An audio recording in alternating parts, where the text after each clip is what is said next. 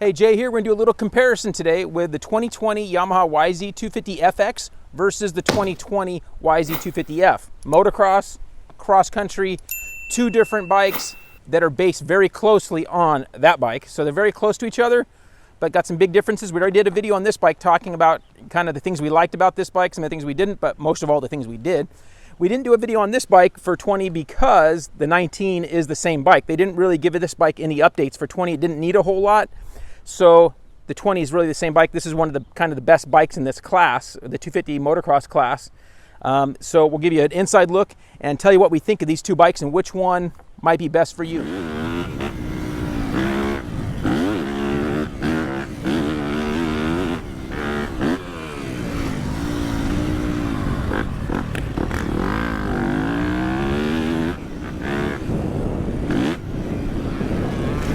So both of these bikes are really good bikes.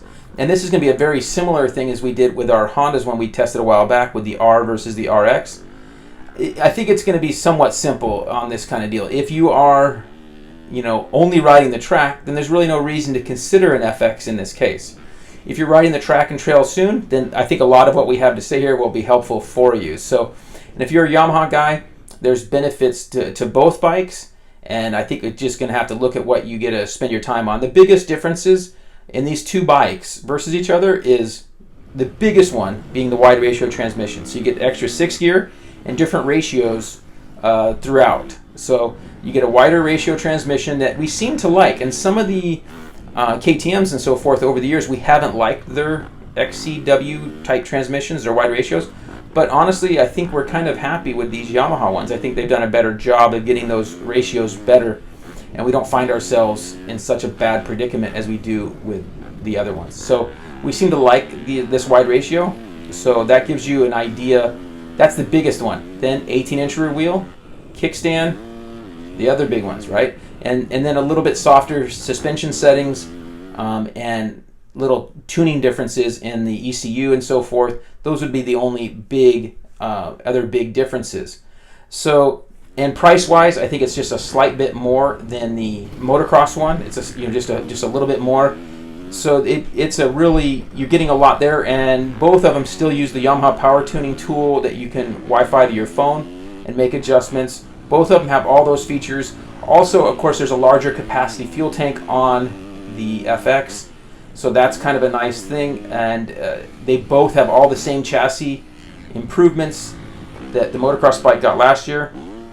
Air filter, clutch, all the chassis and engine improvements, and all still have the same. Both of them still have the same good suspension. So we're going to ride both these bikes some more today with a few of us here riding these things back and forth and kind of report back to you what we think.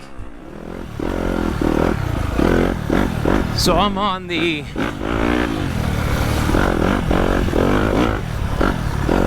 Yamaha YZ250F moto bike, basically, and we're gonna see how it does on trails.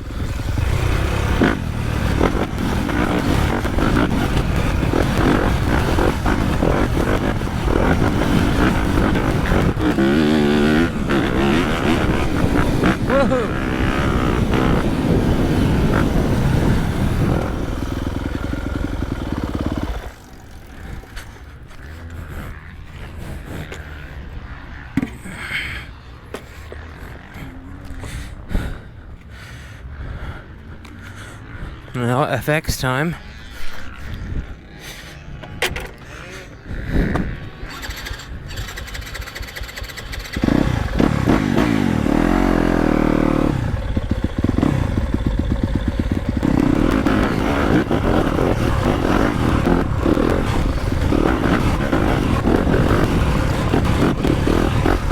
So immediately on this FX, I can tell it just feels a little bit more at home on the trails.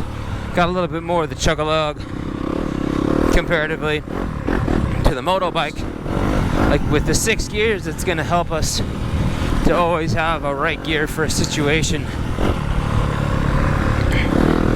And also it feels like it has a little less engine braking. Let's see how the suspension is.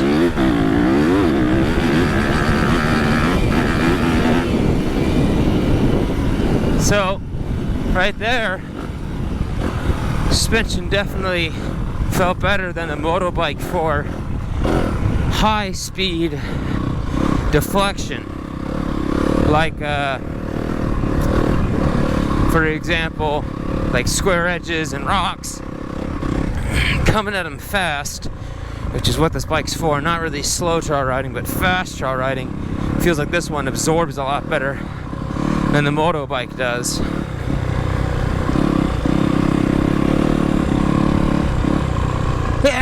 Corona.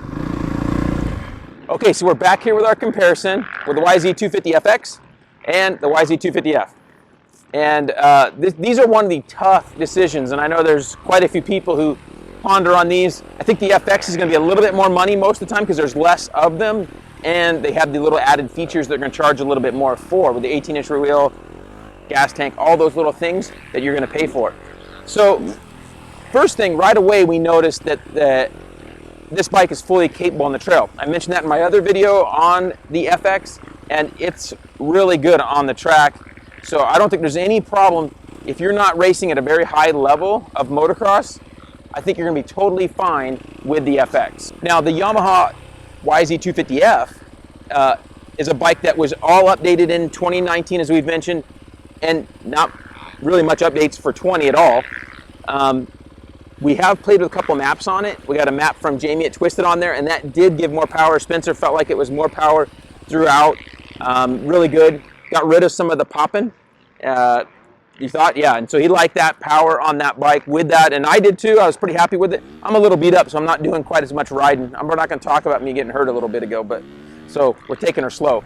But on the trail, both bikes are fine on the trail. I mean, you can trail ride the F, that is. You can trail ride it, but it's not quite as plush. The transmission is better on this bike for trail riding with that wide ratio. I know some people kind of wonder if the wide ratio is good. And I have to say, I think it's pretty good. I don't mind it. I don't mind it on our XCF 350. I don't mind it on this bike at all either. I think it's pretty good for a lot of use.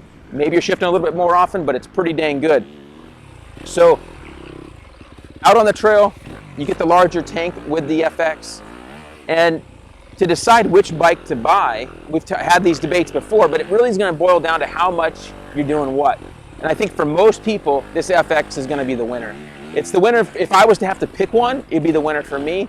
And I think Spencer kind of feels the same, because you get more for your money. Yeah, you're probably going to buy a 19-inch rear wheel if you're going to ride some track stuff and you want to have an extra wheel. Most people want an extra rear wheel anyway. So you'd probably want to have a 19-inch rear wheel to have your moto wheel set up, and you could have your off-road wheel set up with some hand shields or hand guards, either way you want to go. And this bike would be able to do it all. And with a larger tank, you don't even see it or feel it on this bike. 0.6 gallons larger than the motorbike, but still not large enough for most big trail rides. That's one of my big beefs or bummers with the Yamaha setup with this. We're kind of limited on tank size. It's really tough for IMS to make a larger tank in here, but So initially, I think we're going to be pretty happy. I've seen Kyle carry some fuel with his rides in a Gatorade bottle. We've done that plenty of times, so carrying some fuel for the FX, if we're going to do some big rides, might be something we do. But we don't do a ton of big rides. And on our tight wood stuff, I think this thing is going to be incredible. It is a bit of a disappointment that there isn't a spark arrestor option or way to slide one in the stock muffler. So if you're going to take this bike into some trail riding situations where you need a spark arrestor, this FX, you're going to have to buy a slip-on. We're going to put an FMF on here with a slip-on, with a Sparky, so that we're legal in the places we need to go this summer. On the FX, one thing we've noticed that this tank is actually like a gray. We thought it was just gray, but it's a bit translucent, over time, I think we'd be able to monitor the fuel levels once we get down here. So that's kind of a nice feature. We'll kind of pay attention to that over time and monitor our fuel. On the YZ250F, it's black. There's no C in your fuel. So we don't have a lot of complaints about the FX, and we don't have a lot of complaints about the F. They're both really good bikes, good suspension stock. For a lot of people, you're not going to have to change them. But again, I think it really boils down to where you're riding the most. And if you're riding 90% track, 80% track, and you want to really concentrate on that and just do a little bit of trail, you're going to be fine with the YZ250F. And you'll be able to trail ride it fine. You might have to carry some fuel if you're doing that longer stuff, you know, shorter rides, whatever. But if you're going to be doing, you know, over 50% trail or that type of riding, off-road, desert, whether it's Works or GNCC, wherever you're at, those types of racing, this FX is an incredible bike, and I don't think you can go wrong. And I think most of us would probably choose this bike over the YZ250F, which is a great bike, but a pure moto guy's bike would be the choice. And ideally, of course, you'd love to have both, right? But if you have to choose, there you go. Hopefully that helps you out some, and we'll see you out at track or trail soon.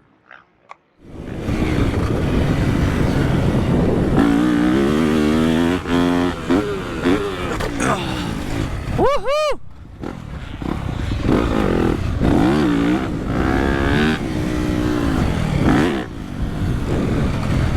That hurt.